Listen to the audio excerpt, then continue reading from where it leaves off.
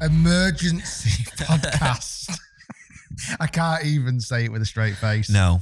We are not first. This is not breaking news.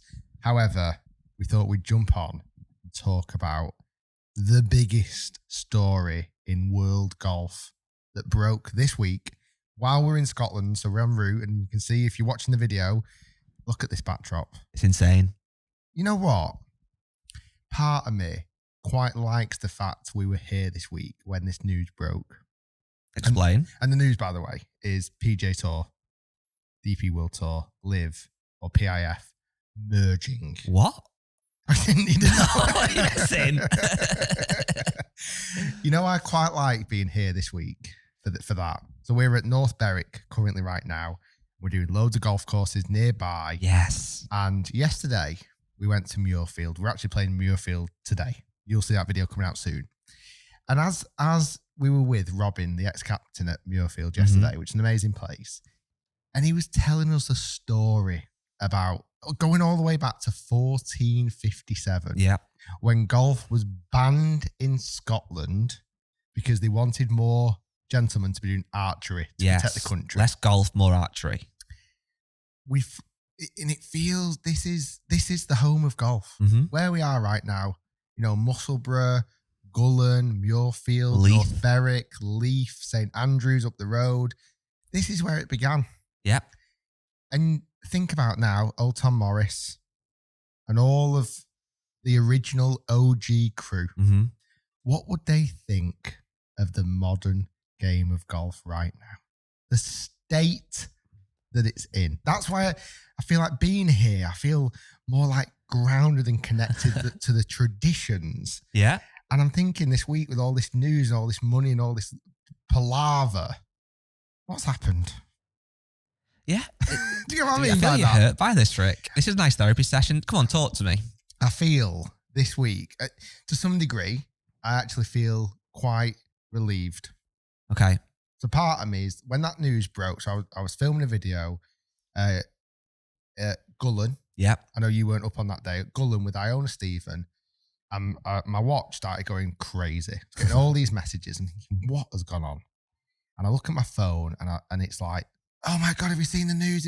Thinking, what? What? Like, literally, I thought something huge had happened, you know, as in like, you know, when you hear that, you remember where we were when the Queen died. Yep. Like, I remember where I was when 9/11 took place. Yeah. I feel like I'm going to remember the time when I heard about this merger kicking off. I would say it's the biggest golf news of my lifetime. And yeah, I couldn't believe it at first because I was like, what? Like, genuinely checking the dates and going, is this April the 1st? Because nobody saw it coming. No. Nobody knew about it. It came out of absolutely nowhere. There's been so many digs from both sides, certainly players from LIV and PGA Tour and this, that, and the other. And to see the head of PIF and Jay Monahan sat there on TV laughing and joking and smiling, it's like, this isn't real life. Yeah. Like, and even after having 48 hours now to kind of observe it all, that first night I was up on my phone till like 1:30 in the morning, just trying to scroll and watch and read. And his thumb looks shredded, by the way. Like, it's been working out, like looking at it all and going, what does this all mean? Because it's all well and good, and I don't think anyone really knows. At the moment, there's definitely a lot of unanswered questions, and we will do in our podcast the best we can today to speculate and ruminate and discuss what we think may or may not happen. But like you said, I think overridingly, a lot of people feel relieved, shocked at first, I must admit, and now somewhat relieved that regardless of your thoughts about LIV, if you love LIV or you hate LIV and where the money comes from, etc., one thing you cannot deny is it's a shame that there's only now 4 times a year that the best players play in the best tournaments.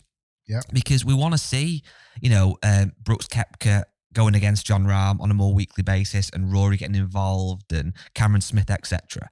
So that's been the worst thing for me about LIV, that it's taken that divide.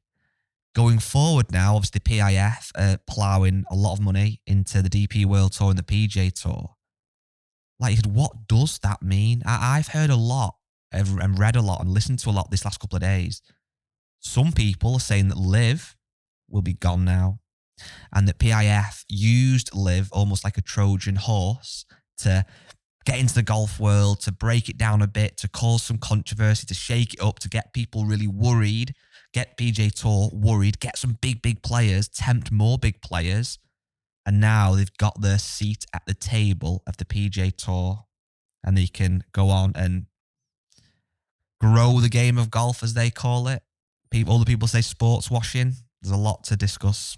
Yeah, I mean, golf isn't the only sport right now. Correct. Saudi Arabia really investing heavily into sport. Mm-hmm. We've seen it with football or soccer from the USA. You know, they've signed in huge players like Ronaldo, Benzema. There was rumors of Messi going. He's now signed for Inter Miami. You know, there's huge growth there in the world of sport. In football, they're obviously huge investors in the F1, mm-hmm. into golf, into other sports as well that probably a lot of us don't even know about. Like, you know, they're investors in Disney and Netflix and Uber and all of these things. Like, so many companies, businesses. We live our life, and there is live our life. Nice. You know, Saudi investment everywhere. Mm-hmm. It's come heavily into golf, and it's. You know, my biggest fear with all of this has been, and I don't actually think this is going to get any better. I really, really, really worry. And again, this is why being here this week, being at, you know, the traditional venues, being at where golf started as just a stick whacking a rock and kind of going along, that this sport is going to get so money orientated. And I understand sport is money orientated. Mm-hmm. I get that. But I hate this idea that our sport is going to look greedy. I agree. And these big players are only going to play now if they're guaranteed 10 million to turn up, you know, and that kind of concerns me, because you see that in football, where footballers don't really care about the team they're playing with. They don't sometimes really care about trophies. Care about how much dough they're going to be making every single week. I'm just a bit worried that that's kind of going to move into golf a little bit too much. As much as I understand where you're coming from, and I think because, you know, you are someone that's played golf for a majority of your life, similar to me, or same as me, and we almost feel like we are part of golf, and golf is part of us. It's our sport. So I understand that when we hear about all these millions of dollars, and it feels quite like wrong, doesn't it, really? But on the flip side, how I would counter that by the fact that people are ploughing money into golf shows there's interest in golf, and that golf is growing and becoming more mainstream, and that the reason that there's so much money in soccer football is because it's the biggest sport on the planet. But the fact that the Saudis want to invest all this money into golf shows there's a market for it. It's becoming more cool. We're seeing so many more celebrities playing the game of golf that even if the professionals start to want to just play for money, that is sad. That's a shame. But it must mean the sport's getting bigger. And I want people listening and watching not to confuse the fact that I genuinely believe these players should be making hundreds and hundreds of millions. Like, it's almost that element of it. I don't begrudge, or I think they deserve it for what they do and how brilliant they are. It's just that I don't want it to be advertised as heavily as it is. You know, I feel like, you know, I'd rather it be advertised, this idea. And I know we live in a world where this is never going to happen, but it's advertised as, yes, they're going to invest in it to open up the game, to grow the game, to invest in new facilities, golf courses, to invest in the future of golf. They're not the headlines we read. The headline we read is, oh, can't believe Rory turned down 600 million to play with LIV, and can't believe, but I bet Cam Smith now with 200 million in his back pocket's loving life. It's like, oh no, like that's the bit. Don't blame the players for having hundreds and hundreds of millions, because it makes sense. And Tiger being one of the first sports billionaires, yes, totally get it.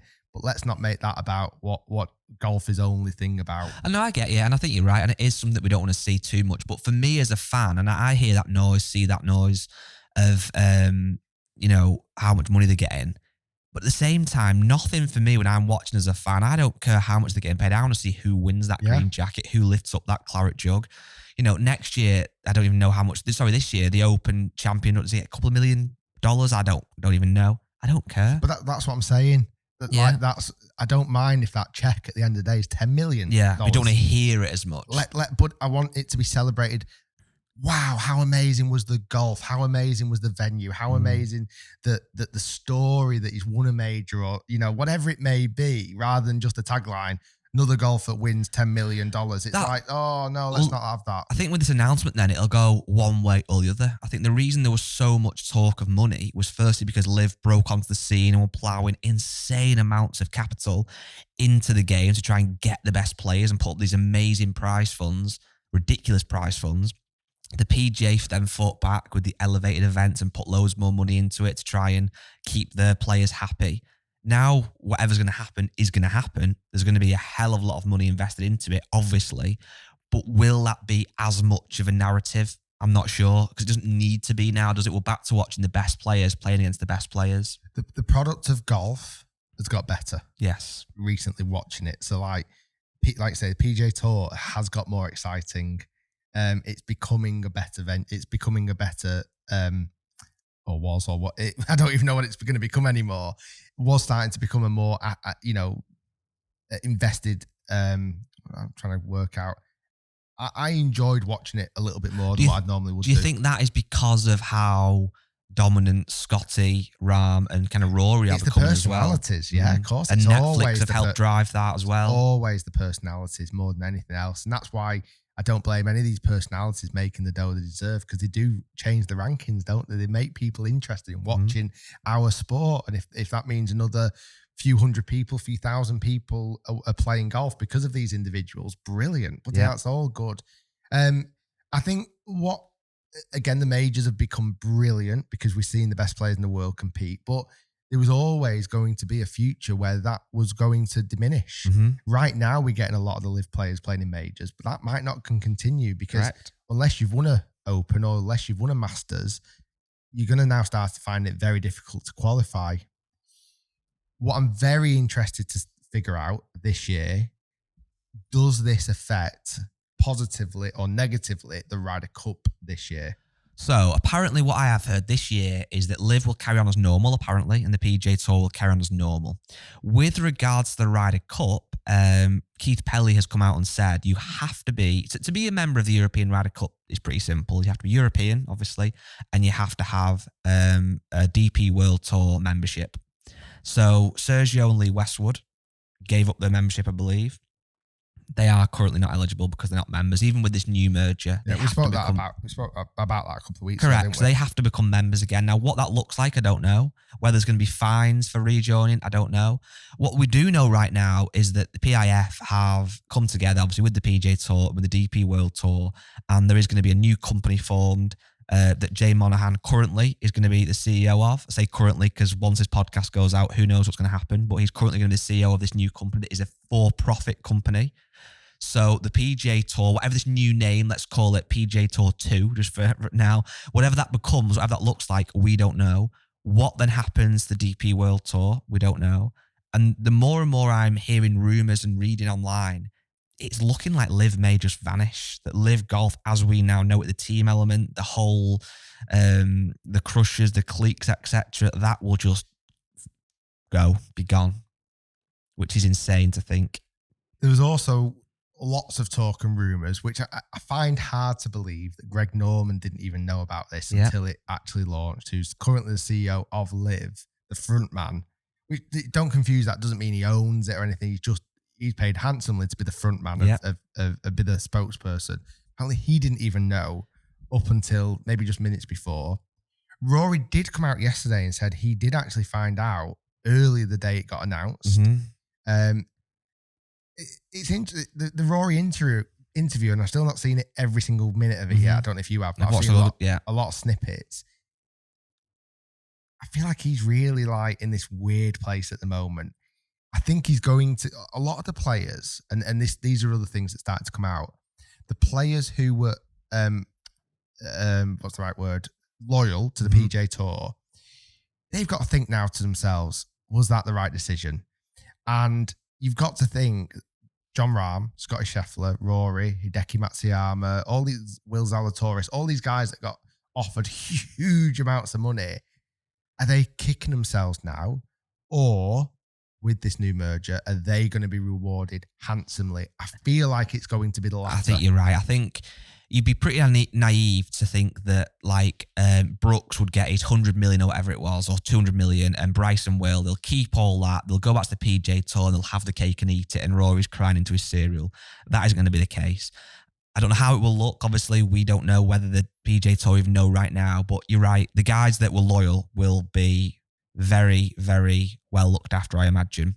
And also, I mean, you could argue both ways, but from a winners or losers standpoint, how good will Rory and Rahm look forever now? They're the good guys that stayed on the PGA Tour and stayed loyal.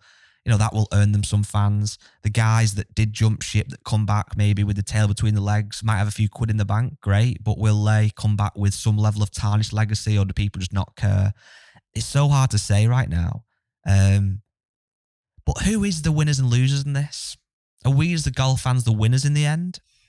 My initial gut feeling is, moving forward, I do think golf fans are going to be the winners in this. Moving forward. That's my gut feeling. Hopefully I'm right in that. Because what do the fans want? They want the best golfers in the world playing against each other. Yeah. That's what they want, don't they? That's been the biggest gripe with all of this. Yeah. Like you mentioned before, there's been a divide, there's been a separation.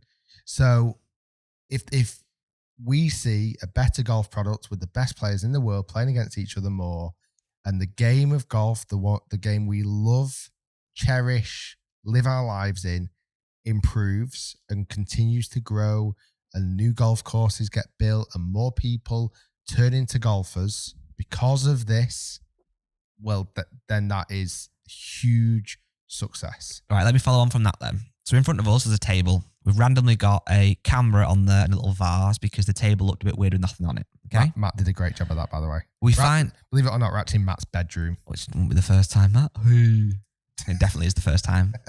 It's a nice bedroom. It's big. So anyway, the table in front of us, okay? That table has got on it now LIV Golf has been chucked in there, okay? DP World Tour, PGA Tour, and tens of billions of dollars, okay? And and Jay Monahan has been sacked of the new CEO of this new tour, this new company, okay? Just happened now, let's just say. You're brought in. How do you, from your own personal standpoint, what happens now with this on the table? I feel like my head would explode. Yeah. Would we get rid of LIV? Because is that getting deleted? No. Wow, okay. So we're keeping LIV in some capacity. Yes. We're keeping PGA Tour, obviously. I personally, I would do a couple of things. All right, I like this role play. In Matt's bedroom. This is what I would like to see as a golf fan. Okay. I would like to see a very clear start and finish to a season. I agree. I don't particularly like wraparound seasons where it feels like there's no start and finish. So let's go January to September. Yeah, or even like March to October, let's say, for argument's sake. So we're going for a season that's stamped. Yeah. I mean, that might be too big a gap, but give to September give works. the players 3 or 4 months off. Yeah. Where they can develop and grow. And when I say grow, like whether they want to get in the gym more, whether they want to develop the game, whether they want to go and spend time with family, like allow the golf fans to miss their favorite players. Let them spend the hundreds of millions of dollars. Yeah. Let them love their life. Yeah. And I'm, listen, not for 1 minute thinking they don't love their life, but give them those 3 months off. I think it's really important. Okay, I'm with you on that one. And I think for the fans, we'll miss them and can't wait to come back. Yeah. And in that window, that's where all your transfers take place. So this is where you're having to live then? Well, no, this is where kit sponsorship might change. This is where apparel sponsorship might change. It all has to sit in that window. Oh, so from a player individual's perspective. Yeah. So Tiger goes from TaylorMade to Titleist. Yeah, it has to happen in that window. Okay. And I also like this idea that that's where players get relegated from the PGA Tour, or any tour, and promoted. Yeah. So you have a set amount of people who are members of the PGA Tour, and I would probably give that number 120. Does it feel like a Premier League? Not quite. You'd have 120 players that are in the PGA Tour. Okay. And you could have then a lower down tour, Corn Ferry or whatever it may be, and again that has 120 players, and there is a relegation from the PGA Tour and there is a promotion from the Corn Ferry. Okay. 12 players get relegated from the PGA Tour every year. 12 players come up. If you are in that bottom 12, you are being relegated. Yep. Okay. I would then have less events throughout the season. Okay.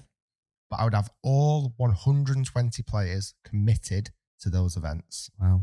So let's say, for example, I wouldn't know how to work out the maths, just 20 events. Okay. Just right. That might be too many, but for argument's sake, you got 20 events. And in those 20 events, past winners and qualifying through all world ranking, you obviously still have the 4 majors. Yeah. But the 4 majors are actually a slightly smaller field, potentially even half the field. Wow. With a few like the Open and US Open where you can actually still qualify. Because I like the romance of that and the dream of that. And where amateurs can come and play in the Masters and stuff. So the majors don't actually change that much, but I'd actually slightly reduce the field size. Okay. They're like elevated major tournaments. Okay. I would then still incorporate this kind of add-on team events. Okay. When? In whether it's the week straight after a major, whether it's where it doesn't really matter. Okay. Periodically through that season, you have 5 or 6 team events, and they are fun, different formats. All 6 might not be the same. You might have one event, which is a team event, and you might be a team of 4. I'd actually quite like that. Or you could even split the 120 players into teams of could have 12 teams, and there's 10 players on each team. Do you know, does that make sense? And they go to these events, and it might be one event it's match play, one event it's scramble, one event it's foursomes, whatever it may be. Shotgun starts, fun, a bit like what 2020 did with cricket. It's fun, it's energetic, it's exciting, it's all of these things that golf does need. Doesn't have to just be 72 holes of golf each time. The other thing I'd quite like to do, if I've got the keys to the castle, I'd also like to make the Friday night cut more interesting. Okay. So after 2 rounds of golf, the weekend you've only got 60 players. I'd actually quite like it. The 5 above that 60 line, so 55th place to 65th place, actually have a nighttime playoff. See, you've lost me with this now. Where it's like energetic, exciting, and out of those 10 players, only 5 advance. Okay. But it's like, it's something really different. It's nearest the pin competitions, it's longest drive competitions, it's whatever, to make sure you get. And you'd have that in your authentic PGA Tour events. Yeah, just that little bit of spice on a Friday night. That sounds a bit wrong. Yeah, that's more how I'd like to, and I'd also, by the way, this circuit would be like a traveling circus. And in those periodic months between whatever it is, February to October, whatever that time frame is, they travel the full world. Yeah. No corner of the world is excluded. So they have an American swing, they have a European swing. We need golf to spread more. They go out to Australia, they go to Singapore, they go to China, they go to wherever it may be. Obviously, Saudi would now have to be in that swing mix, the Middle East swing. So I feel allow that kind of time. So it's almost taking elements of F1. It's taking elements of a bit of 2020 cricket. It's taking elements of what golf is traditionally, blending it into what it's taking a bit of elements of what football do quite well. Interesting stuff. The top 10 players are squillionaires. They can earn as much money as they want. But let's not make that the full story. Let's make it more about the entertainment factor. Yeah, well, that is what is very interesting right now, that we literally have no idea, next year how this is going to pan out and what the future will hold for the DP World Tour, for the PGA Tour, for LIV. I do feel like I don't think LIV it's done very well in a sense that it's got the Saudi government into golf now, essentially.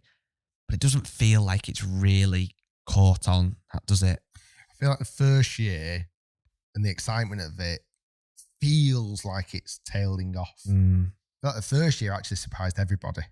Yeah. In its level of presence and success. And the players they signed. It was like, whoa, actually, God, this is really like groundbreaking. Into year 2, it's felt a little bit like, okay, well, I've kind of seen that now. What they're going to do unless they keep signing bigger name players, Yeah. it's hard to kind of continue that growth. I wonder, obviously, the overriding thing here, let's be honest, is money. That money talks, and the PIF obviously come with a checkbook, and it's been a lot of zeros, and they've now got a piece of the pie. But I wonder if there's anything deeper than that, and I'm just conspiracies here, but like the fact that Koepka won the other week, and he is a live player, that strengthens the field essentially. That makes them like a stronger prospect. I also heard rumours that John Rahm was apparently close to signing. Whether that's just nonsense, it might well be. But that would have always been a threat for the PGA Tour, that they know that the Saudis got this basically unlimited amount of money, that there was always a time they could come in and get somebody else. So now they're working as one. So the benefit for us, we're going to see the best players week in, week out, hopefully. But it's uncertain times. I also think this lawsuit is going to be a ball ache for everybody. Yeah. Costing tens of millions of dollars a year. The losers in all of this are the lawyers. Yeah. They made a few quid. They would have done very well out of the lawsuit. Yeah. They're good now, it's finished. That's what I mean. Yeah. They'd have been like, oh no, guys, come on. Carry on, keep fighting. So so interesting. Like, so this isn't breaking news. We joke. We're a bit late to the party, but we've been here filming. We've been doing other things. So it's not always, we can't. If we were back at the studio, we would have been the first people. Absolutely the first. Like, I think we would have been. Before Jay Monahan. I think we would have probably announced it before him. Yeah, I would have done. Guys, thanks for listening, watching. This weekend, I've got my Cycle 500 from St Andrews to Royal Liverpool. If you want to donate, thank you already. We've managed to raise £1,000 already. Very nice. Not even really, we've only spoke about it on the podcast. So thank you so much for you podcast, awesome. Wonderful listeners and watchers. A video will be going out, should have gone out yesterday or today, depending on when this podcast goes out, which tells you a bit more information. Stay tuned for that. You're joining me day 3. I am indeed. So warm up your legs. And today we're going over to Muirfield to have a nice little game of golf and enjoy Bonnie, Scotland. Golf how it was meant to be. Correct. Shooting 85 and having a good time. See you all, guys. Have a good time. Peace.